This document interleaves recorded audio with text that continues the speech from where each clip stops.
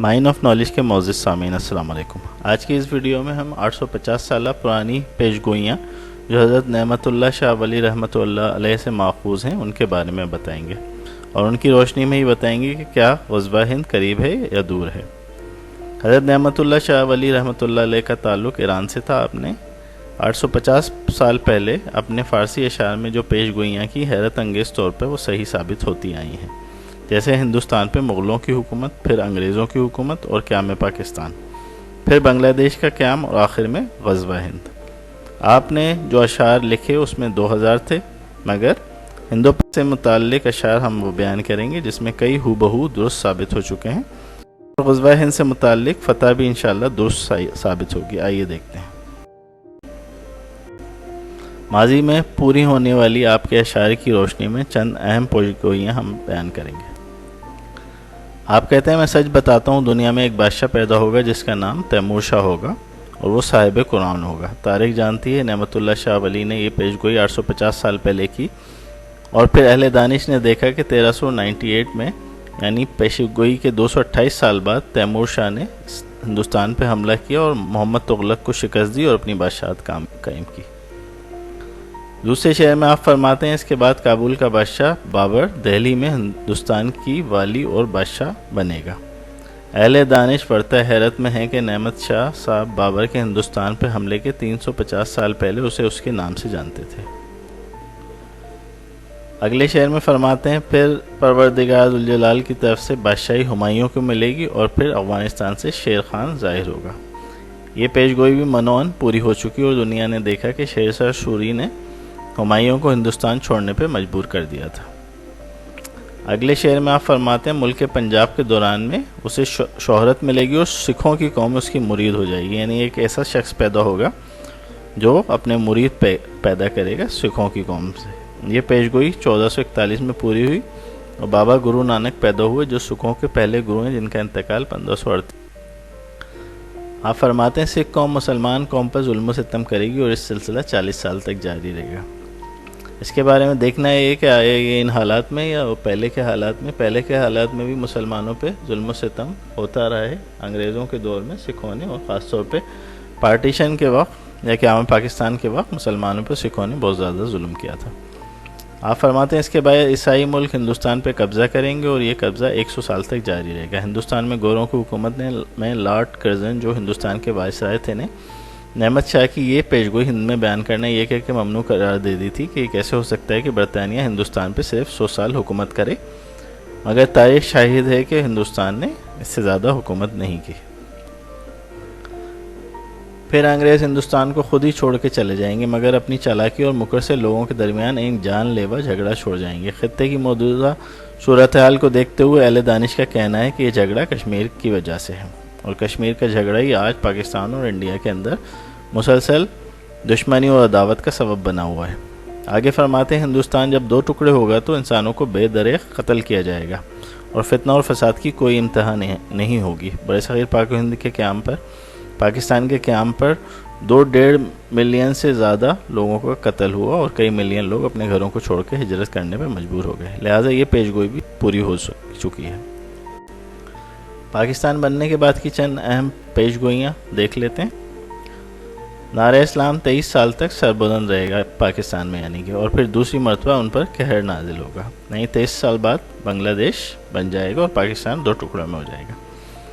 47 سے 71 تک پاکستان اور بنگلہ دیش ایک ہی ملک تھے، اور پھر 71 میں مشرقی پاکستان ہم سے جدا ہو کر بنگلہ دیش بن گیا۔ تو یہ پیشگوئی بھی ان کی پوری ہوئی۔ حال کے متعلق پیشگوئیاں دیکھتے ہیں۔ آپ نے کیا فرمایا؟ آپ فرماتے ہیں ایسے وقت میں تو کسی کو اہل حق کو نہیں دیکھے گا اور لوگ چوروں اور ڈاکوؤں کے سروں پر دستار رکھیں گے۔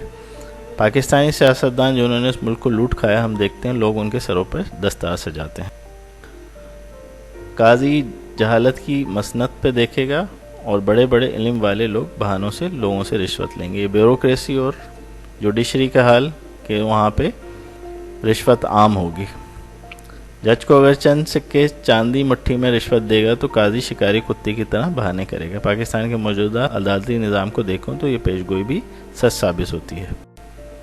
مستقبل کے متعلق آپ کی کچھ اہم پیش گوئیاں تھیں، وہ بھی دیکھ. آپ فرماتے ہیں مسلمان نماز سے غافل ہو جائیں گے اور شہوت کے قیدی بن جائیں گے، اور دنیا میں ایسا ہی ہوگا. روزہ، نماز اور احکام ایک دم غائب ہو جائیں گے، اور مناجات کی محفلوں میں ریاکارانہ ذکر و اذکار ہوگا. یعنی ذکر و اذکار بھی ہوگا تو لوگوں کو دکھانے کے لیے ہوگا، دکھاوے کے لیے ہوگا. اس کے بعد ہندوستان میں شورش ظاہر ہوگی اور مشرکانہ سرزمین پہ فتنہ و فساد برپا ہو جائے گا. یہ شورش بھی یقیناً ہندوستان خود کرواتا رہتا ہے، جو کہ مختلف حملوں کی صورت میں ہے. کبھی بمبئی حملے، کبھی پارلیمنٹ پہ حملہ، اور اس کے ذریعے یہ اپنے عزائم کو بڑھانا چاہتا. اس خلفشار کے وقت پر بت پرست کلمہ گو مسلمانوں پر اپنے ہندوانہ قہر و غضب کے دائرے کے ذریعے جابر ہوں گے. یہ دو اشعار اگر حال کے آئینے میں دیکھے جائیں تو پلوامہ کی دہشت گردی اور ہندوستان کا جابرانہ رویہ یہ سوچنے پر مجبور کر دیتا ہے کہ یہ اشعار نعمت اللہ شاہ ولی نے اسی وقت کے لیے لکھے ہوں، اور اگر ایسا ہی ہے تو پھر ہندوستان پاکستان پہ حملے سے باز نہیں رہے گا. یعنی پہ در پہ جو انڈیا میں حملے ہو رہے ہیں، کشمیر میں ادھر ادھر، کبھی پارلیمنٹ پہ حملہ ہوتا ہے، کبھی کہیں سے حملے ہو رہے ہیں، اور پھر انڈیا کا ہمیشہ پاکستان پہ الزام لگانا، تو ایسا ہی کوئی نہ کوئی انجینئر کیا جائے گا، کوئی نہ کوئی ایسے ایونٹ کیا جائے گا ہندوستان کے اندر، اور پھر اس کا الزام پاکستان پہ لگا کے انڈیا کسی وقت پاکستان پہ حملہ کر سکتا ہے، اور پھر غزوہ ہند کی شروعات. پاکستان کی مدد کے لیے شمال و مشرق سے غائبانہ امداد آئے گی. شمال اور مشرق سے آپ دیکھ لیں، شمال ہمارے نارتھ کی طرف افغانستان اور چین وغیرہ ہے، اور مشرق کے اندر جو ہے ہمارے عربین کنٹریز ہیں. جنگی ہتھیاروں سے لیس ماہر جنگی حکمت عملی والا لشکر آئے گا، جس سے مسلمانوں کو زبردست قوت ملے گی. عرب، ترک، ایران اور مشرق وسطیٰ والے امداد کے جذبے سے دیوانہ وار آئیں گے. پہاڑوں بیابانوں کی طرف سے عراب آئیں گے، اور آگ کا سیلاب ہر طرف رواں دواں ہوگا. یعنی چاروں طرف قتل و غارت گری عام ہوگی. مسلمان چاروں طرف سے پاکستان کی مدد کے لیے آئیں گے. چترال، نانگا پربت، چین اور گلگت ساتھ مل کے لڑیں گے، اور تبت کا علاقہ میدان جنگ بنے گا. ترکی، چین اور ایران اکٹھے ہو جائیں گے اور ہندوستان کو غازیانہ فتح کریں گے. تو یہاں پہ پتہ لگا کہ پاکستان کے ساتھ مزید جو ممالک شامل ہوں گے اس جنگ کے اندر، غزوہ ہند کے اندر، اس میں ترکی، چین اور ایران شامل ہوں گے. یہ چونٹیوں اور مکڑیوں کی طرح راتوں رات میں غلبہ حاصل کر لیں گے، اور میں قسم کھاتا ہوں کہ مسلمان قوم فاتح ہوگی. فریضہ حج کے بعد اور نماز عید سے پہلے ہاتھ سے نکلے ہوئے علاقوں کو واپس حاصل کر لیا جائے گا، جو غازبانہ قبضے کی زد میں آ جائیں گے. یعنی اس جنگ کے دوران ہو سکتا ہے پاکستان کے یا مسلم ممالک کے کچھ علاقوں پہ قبضہ کر بھی لیا جائے، لیکن یہ شکست جو ہوگی وہ عارضی ہوگی، اور جلد ہی راتوں رات مسلمان غلبہ حاصل کریں گے. اس میں ترکی، ایران اور چین شامل ہوں گے. ان کی مدد سے مسلمان ہندوستان کو فتح کریں گے. اور جیسے کہ حدیث نبوی صلی اللہ علیہ وسلم ہے کہ ہند کے حکمرانوں کو مسلمان بیڑیوں میں جکڑ کے لے کے آئیں گے، اور دہلی کے اوپر مسلمانوں کا جھنڈا لہرائے گا انشاءاللہ.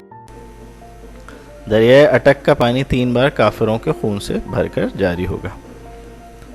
شہر لاہور، پنجاب، کشمیر، دریائے گنگا اور جمنا کے علاقہ اور بجنور شہر پر مسلمان غالب آ جائیں گے. دریا اٹک کا 3 بار دشمنوں کے خون سے بھر کے جاری ہونا اور ان علاقوں پر مسلمانوں کا قبضہ ہونے کی پیشگوئی سے مسلمانوں کی فتح کی طرف نشاندہی کی گئی ہے انشاءاللہ تعالی.